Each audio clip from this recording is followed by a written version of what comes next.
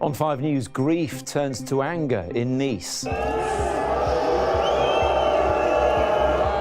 French Prime Minister is booed by crowds as thousands gather to remember the victims of last week's terror attack. Also, the nuclear debate. MPs prepare to vote on the renewal of Trident. Theresa May faces tough questions. Is she personally prepared to authorise a nuclear strike that could kill 100,000 innocent men, women and children? Yes. New footage of the coup in Turkey as thousands of officials are rounded up. And here comes the sun, but there's a health warning too for the hottest temperatures of the year. Hello, welcome to 5 News. I'm Matt Barbette. It's been a day of high emotion in the French city of Nice as people gathered to honour the victims of last week's massacre. Thousands turned out on the promenade where 84 people were killed while celebrating France's National Day. They come for a minute's silence, but as the French Prime Minister and other politicians arrived, many began to boo and shout in anger at their failure to stop another atrocity on their country's streets. From Nice, Julian Drucker reports. As thousands packed the seafront to remember those killed in the carnage here, sadness and solemnity were to be expected. But when the French Prime Minister and other politicians arrived for a minute's silence, the mood turned to one of fury.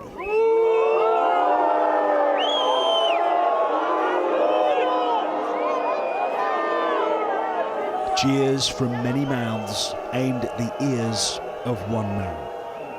Manuel Valls is accused by them and opposition politicians of failing to combat terrorism. That rage soon subsided for a brief moment as the country paused for 60 seconds. As this drone footage shows, Promenade des Anglais, where so many died, became a scene of respect. They sang the national anthem and then commemorated the national heroes. This has been such a divisive memorial service, but that anger we've just seen has now been replaced by praise and powerful applause for the emergency workers here. As Prime Minister Valls departed, some in the crowd called on him to resign. Too much people not like this government and civil. That was why there was the anger? Yes. The people are very sad because the politics, just after this problem, speak about the responsibility and don't think about the family. But even the deputy mayor of this city says the French government failed to provide enough police for the Bastille night event. Rudy Salles told me he'd asked for the same number of officers that had patrolled the recent Euro 2016 games. The government were saying, but you have the same police than the Euro. That's not right. So you think the government failed on Thursday? I think so. I think so, but we will know it. We want to have the truth. And you can see why people are angry today. Of course, because we are angry with them. This was the bodybuilder behind the barbarism. Details about Mohamed Boulel continue to emerge. A prosecutor today said he was rapidly radicalised. At one of the spots his vehicle passed by, the mountains of flowers and messages continue to grow. Today, Milan came to leave her tribute. Her emotions too raw to come earlier, she said. Today, it's like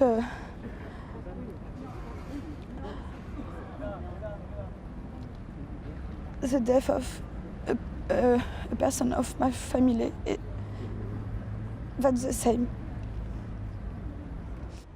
Nice is almost as busy as it once was, but the anger and the questions about Bastille Day persist. Julian, what's the latest on the investigation into Mohamed Boulel, who drove that lorry on the Promenade des Anglais? A key detail from the Paris prosecutor this evening, Matt. He said there's no direct link, it seems, between the Nice attacker and the so-called Islamic State. He had shown a recent interest in them. His web history shows that. He had told his close friends that he had grown a beard for religious reasons. And we also know now that he had conducted several scouting missions along the promenade here in recent weeks. Aside from an attack in France, the attention moves on to Britain. The new Home Secretary, Amber Rudd, she says she has launched a review of security measures for UK spy agencies and police forces. All police forces across the country are being urged to look at any upcoming events to see if policing levels are going to be adequate. 84 people died here, though, and the Deputy Mayor of Nice today told me he hopes to build some sort of permanent memorial for them. Julian in Nice for us this afternoon. Thank you very much indeed. To our own security now. And for nearly 50 years, Britain has had a submarine carrying nuclear weapons patrolling the oceans. Right now, MPs are debating whether to renew it. In her first statement to Parliament as Prime Minister, Theresa May said ditching Trident would be a reckless gamble, with the threat from Russia and North Korea growing. But the issue is threatening to deepen the split within the Labour Party. Our political editor, Andy Bell, reports. For a new Prime Minister, along with the trappings of power come the responsibilities. And there's none greater than the command of Britain's nuclear weapons. Today, Theresa May made it clear she thinks possessing that terrifying capability is essential. We must continually convince any potential aggressors that the benefits of an attack on Britain are far outweighed by their consequences. And we cannot afford to relax our guard or rule out further shifts which would put our country in grave danger. We need to be prepared to deter threats to our lives and our livelihoods, and those of generations who are yet to be born. Tonight, MPs will vote on whether to build 4 new submarines, which will be equipped with these, the missiles that can carry nuclear warheads. The subs will cost at least £31 billion. The argument is this is vital to ensure Britain's nuclear deterrent into the 2030s. But is this vote mainly to embarrass the opposition? If so, it's worked. Why are you going to vote against your own party's position on Trident? Nice to see you all here. It's really nice of you to come, and I hope you had a really nice morning in the sun. Goodbye. Labour MPs have 3 positions on this. The leader, Jeremy Corbyn, a committed anti-nuclear campaigner, will vote against. But his shadow Foreign Secretary will abstain. The government are playing games, and it is very important that the Labour Party has a proper grown-up debate about this, and that we come forward with the best possible policies to keep Britain safe into the 2030s, 40s, 50s and 60s. And many will vote with the government, including this leadership challenger. I want a world free of nuclear weapons, but I think the best way to do that is actually to negotiate them away multilaterally, and that's why tonight I will be voting to maintain our Trident nuclear deterrent. Renewing Trident is a huge decision which comes at a huge cost, but it looks as if it will be settled in the next few hours. Andy, the debate's still going on, very much so, in the Palace of Westminster behind you. What's the latest? Well, Matt, in the last few minutes, the Prime Minister's been asked what I guess is the crucial question. Would she be prepared to press the nuclear button? She was asked the question by George Caravan, who's a Scottish National Party MP. So can we cut to the chase? Is she personally prepared to authorise a nuclear strike that could kill 100,000 innocent men, women and children? Yeah. Exactly. Yes.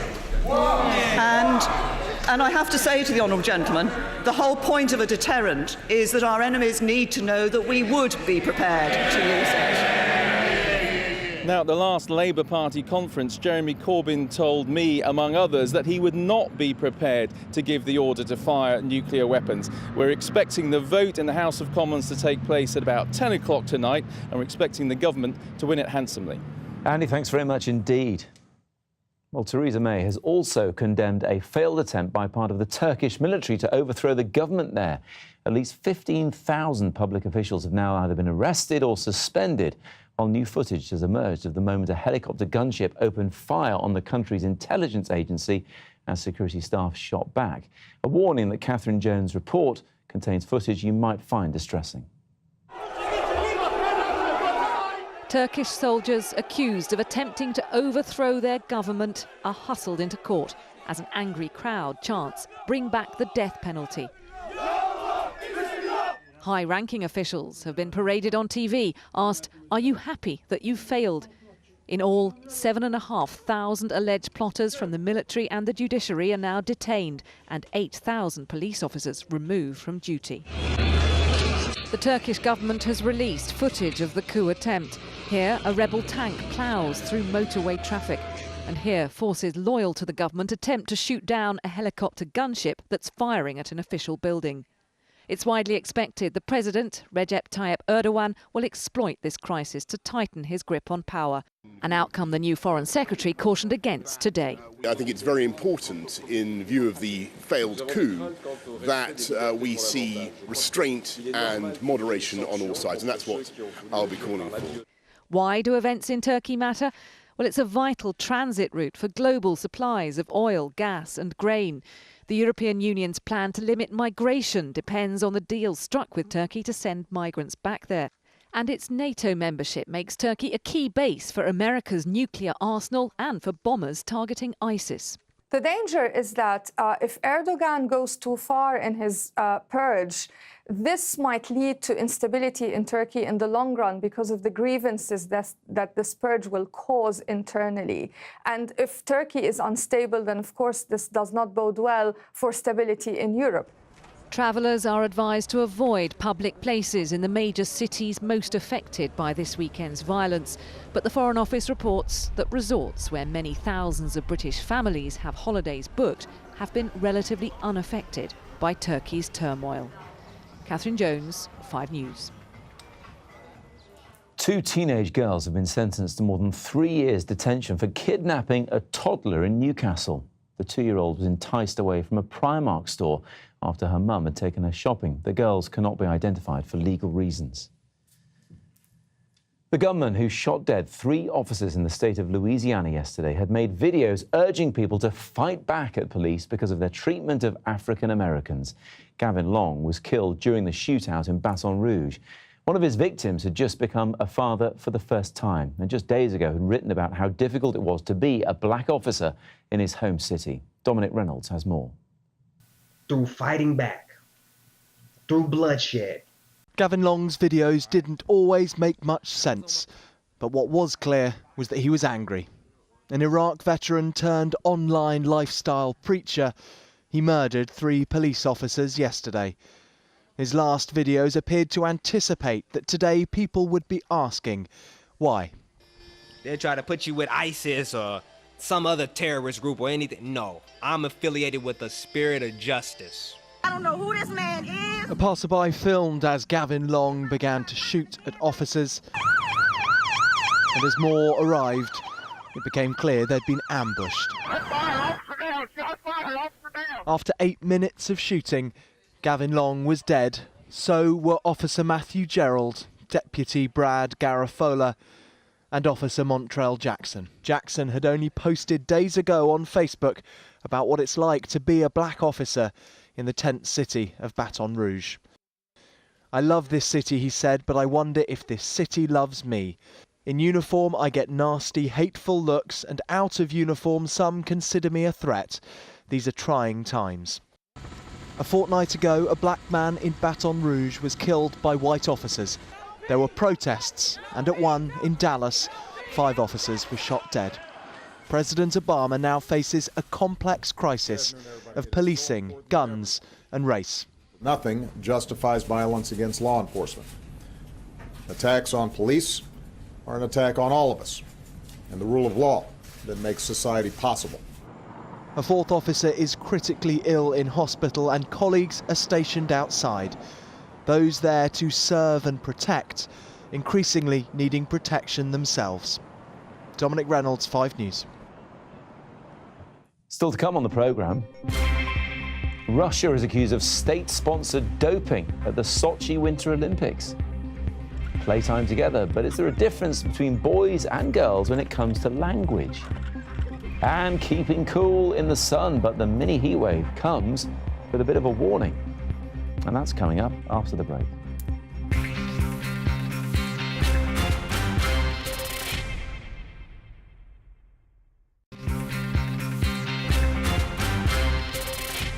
Welcome back. You're watching 5 News. Scores of Russian athletes have been taking banned drugs for 5 years, all with the help of the country's government and the Secret Service. That's the finding of a new report into doping, which claims the samples were passed through secret holes in the walls of laboratories. Simon Viger is with me now. Incredible stuff, this, Simon. Tell us more. It is. It's state-directed. It's systematic, according to the report. It centres on the Sochi Winter Olympics 2 years ago, but there are other championships involved. 588 positive tests have been verified across 30 sports, all covered up. The Ministry of Sport involved, the anti-doping agency in Russia involved, and what used to be called the KGB involved. They were switching samples and removing caps off sample bottles. Here's what the report author had to say at the news conference in Toronto. The evidence we've uncovered is all verifiable and can be cross-corroborated by multiple sources. I'm unwaveringly confident in our report. Well, we knew things were bad, but perhaps not this bad. So what happens next? Well, the track and field athletes are already banned from next month's Olympics. They're appealing that. Now we're looking at all the other Russian athletes in all the other sports possibly facing a ban. The IOC is going to meet tomorrow. It's calling this report shocking and an unprecedented attack on the Olympics. But I should point out that the World Anti-Doping Agency is sort of playing catch-up here because all of this was uncovered by journalists earlier this year. All right, Simon, many thanks. Now, boys are almost twice as likely as girls to fall behind in their language skills by the time they start at school. A study looking back over the last decade found there's an equivalent of 4 boys in every reception class who are falling short of what is expected of them. Layla Hayes has been finding the possible reasons and what is being done about them. Each of these 5-year-olds, both girls and boys, are doing well at school. That's because at Duncan Primary in North London, they tailor the way they teach to meet the needs of every single child. At this school, teachers deliberately choose topics such as superheroes or space to engage boys in learning, and they allow more outside physical play the boys particularly enjoy. But today's report says across England, boys are failing to keep up, especially when it comes to language and communication. The report found a quarter of boys in England started reception class struggling to speak a full sentence or follow instructions, compared with 14% of girls. For disadvantaged pupils, the gap was even greater, with 38% of boys not meeting the standard, compared with 23% of girls. And those not reaching the expected level at age 5 were 4 times more likely to be lagging behind in reading by the end of primary school. Those children who struggle with language are less likely to be able to read well at school. That then doesn't set them up well for going on to secondary school and being able to engage in all the subject matter at secondary school. They're less likely to then go on to university and therefore less likely to succeed in life. The report said it wasn't clear whether the difference between boys and girls was biological or social, but the head of Duncan Primary says in his experience, boys aren't always behind. Arriving in reception, the boys and girls are very much on a par, and if anything, the boys are probably a little bit more advanced. They're much more sociable, they want to interact, they want to play, they're all very excited to come to school, and we desperately don't want to stop that enthusiasm when they arrive. All children have potential, and experts say with the right education, boys shouldn't be left behind. Layla Hayes, 5 News. Well, as you can tell there, halfway through July and summer has finally arrived, at least for much of England. Temperatures have touched 30 Celsius, making it the hottest day of the year so far. Elderly people are being advised to take extra care. But surprise, surprise, forecasters are warning that this time tomorrow there will be thunderstorms across all but the south of England. Frankie McCamley reports. As the sun finally arrives here, so does the catch of the day for these ladies enjoying the heat. Wow! We've waited a whole year for this. Yeah, we have. It's been a long time coming, so we want it all now. What about you? What about you? I've only been down here, never been abroad, so I just know what it's like round here. It's lovely. The hot weather's been caused by a warm plume of air that's worked its way northwards from Spain. The hottest temperatures have been recorded in London and the southeast, with areas stretching from Devon to Lincolnshire also enjoying warmer weather than usual. With thousands of us coming to places like this to enjoy the sunshine on the hottest day of the year so far, it may be good news for ice cream lovers and sun worshippers, but the weather does come with a health warning. We can all be at risk of heat-related illness, but the people we're most concerned about are people who are in poor health already because they've got chronic conditions, older people or the very young. They're most at risk because their bodies are less well adapted to the heat and they can adapt their behaviour less well as well. The advice is to drink plenty of water. Sugary, alcoholic and caffeinated drinks can make you more dehydrated. Close the curtains on rooms that face the sun. Try to keep out of the sun between 11 a.m. and 3 p.m. And if you have to go out in the heat, walk in the shade, apply sun cream and wear a hat. It's advice this couple have taken on board later in life. Years ago we'd head straight for the beach and we'd stay there for hours. And now I'd like to think we all are sensible as we got older. But no matter what your age, the British weather will be back with rain and thunderstorms forecast for much of the UK tomorrow evening. Frankie McCamley, 5 News. Those ice creams look good, don't they? Sian Welby will, of course, be here with a more detailed weather forecast in just a moment. But I'll be back at 6:30 with 5 News tonight. We'll be finding out if your summer holiday abroad could be in jeopardy. After low-cost holidays went bust, thousands of British travellers have been left in the lurch. Some already there on holiday but with no accommodation. Others here wondering if they'll be left thousands of pounds out of pocket as a result. We'll be speaking to the experts about what protection you can get after holiday companies go under. That's in an hour's time on 5 News tonight. But for now, thanks for watching. I'll see you then. Bye-bye.